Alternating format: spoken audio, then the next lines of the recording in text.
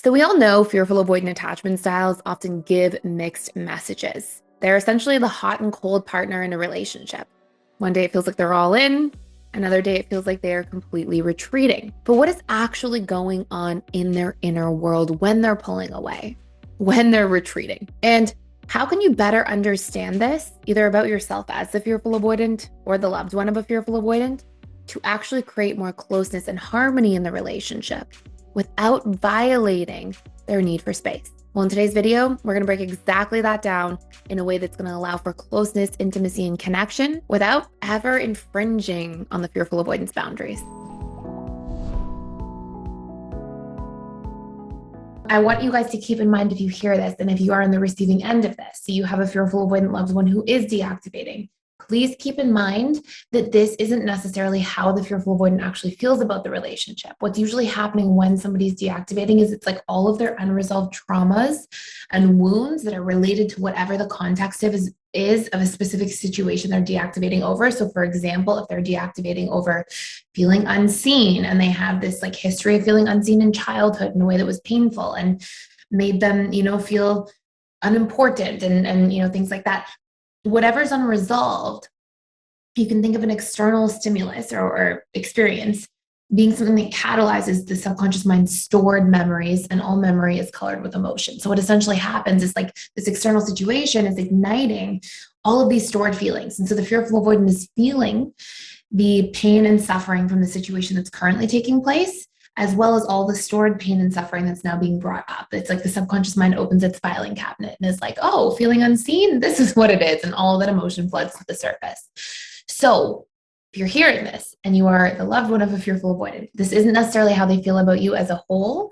This is some of the stuff that often comes up for them, irrespective of what romantic relationship they're in. It's not like just with your relationship. It's probably pretty consistent in their history of romantic relationships, if they were always FA or if they became fearful avoidant after a really challenging adult romantic relationship and that sort of shifted their attachment style. But this isn't necessarily at all a picture of how they feel about the relationship as a whole.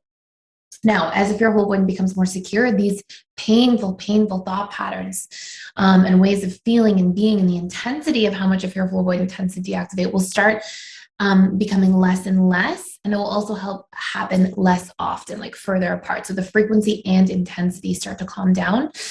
So anyways, without further ado, giving you context for that ahead of time, these are some of the patterns I've observed the most. Okay, so pattern number one is I don't want to be with this person any longer. I can't do it. I'm done. I'm out of here.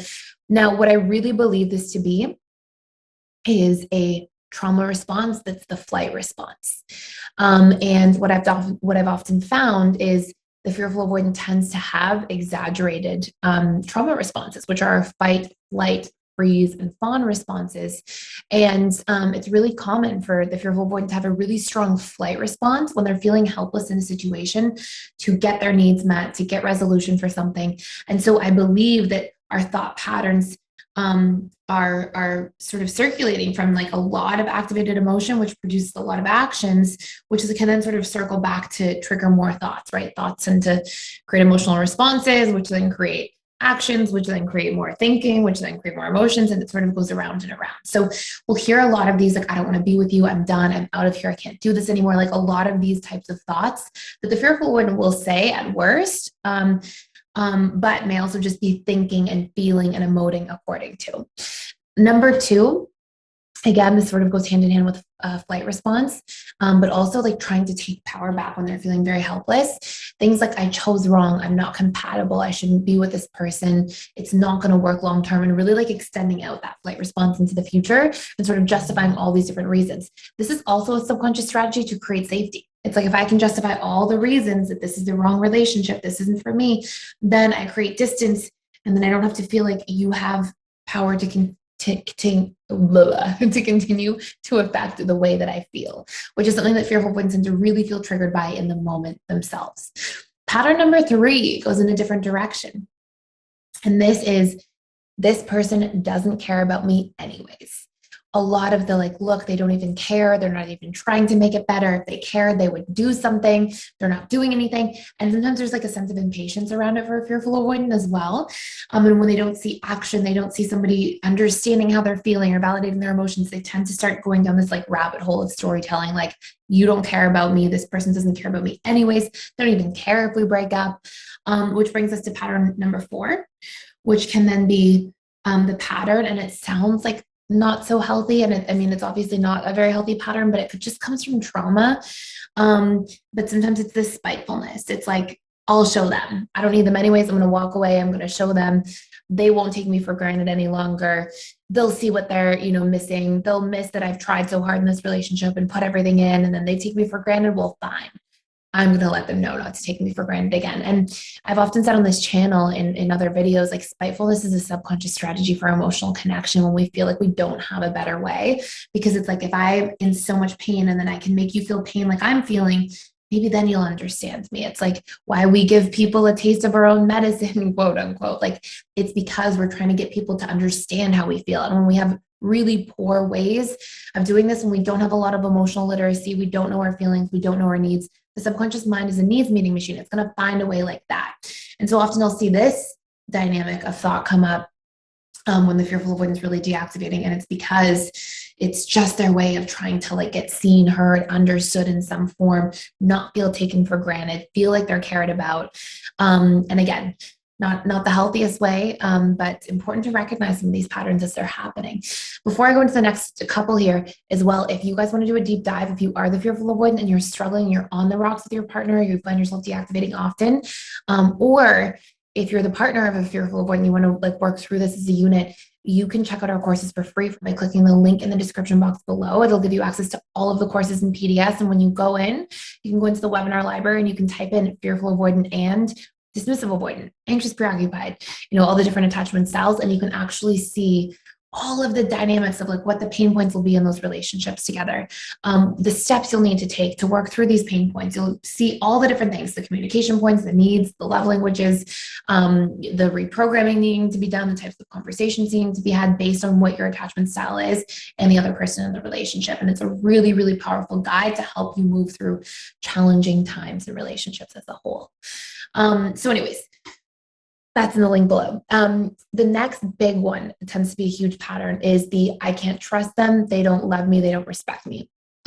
It tends to be I can't trust them. That's really high. And it may not be because somebody actively violated trust. It may not be like somebody lied or cheated or something like that. But a lot of times fearful avoidants have this dynamic of like, I can't trust them because they don't show up. I can't trust them because they take advantage of me, because they expect so much from me, because they, these sorts of things. And this is where you'll hear these like fearful avoidant thoughts coming in really strongly. And again, it's that specifically is less so a fight, flight, freeze response or fawn response, but a lot more so, in my opinion, the core wounds coming up, right? Those core wounds of believing I can't trust anyways, and sort of validating that and being like, see, I know now that I'm paying attention, I won't repeat trusting somebody again and having to feel like this again. So again, a strategy for self-protection, but from an emotional perspective and from a relationship perspective and having a secure bond, it like really moves you in the opposite direction, back towards the problem rather than towards the solution. If you're somebody who's truly interested in helping others while also securing financial freedom for your future, there is a limited time option to join our 50% off certified relationship coach program. And this is a 12-week program where you can create financial freedom, work from anywhere in the world, and truly make an impact on other individuals' lives by becoming a certified relationship coach in just 12 weeks. Throughout this entire 12 weeks, you will learn all of the tools that you need to discover somebody's attachment style and help them heal and change their attachment style if they are insecurely attached, so that they can become secure and build the best relationships of their life. On top of that, you'll learn all about the subconscious mind and how to actually rewire our painful limiting beliefs, our painful behavioral patterns, and help your clients learn their relationship needs, as well as the needs of their loved ones. You'll also learn how to build a thriving coaching practice and set yourself up for long-term success. You'll learn all of the business tips and tools you need to build funnels, leverage marketing strategies, and really thrive in the marketplace. Even if you have absolutely no coaching experience, this certification will give you everything you need starting from scratch. And number 6, I hear a lot of these dynamics in thinking about, I shouldn't be in a relationship anyways. And sometimes we'll see like the Phantom X here come up a little bit, just like it can for a dismissive avoidant, where it's like, oh, look, this person is better suited for me, or that person, or I should just be single. I shouldn't meet anybody. Relationships are too hard for me.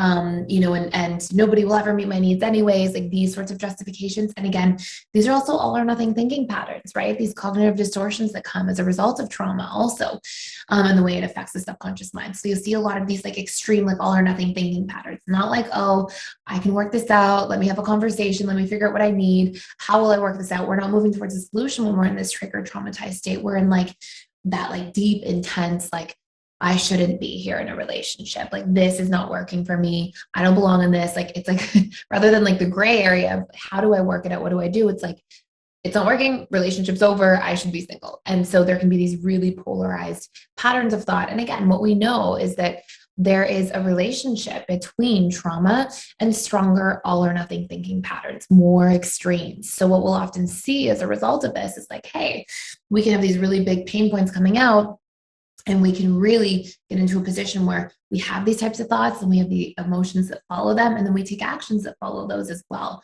As neuroscience is proving to us, our actions are based on our emotional state. So anyways, I hope this all makes a lot of sense. Thank you so much for watching. Thank you for being here. Let me know if you have any other questions about this dynamic in the comments below. Let me know your all or nothing thinking patterns or your major thoughts that you have when you find yourself deactivating. And please like, share, and subscribe, and I'll see you in the next video.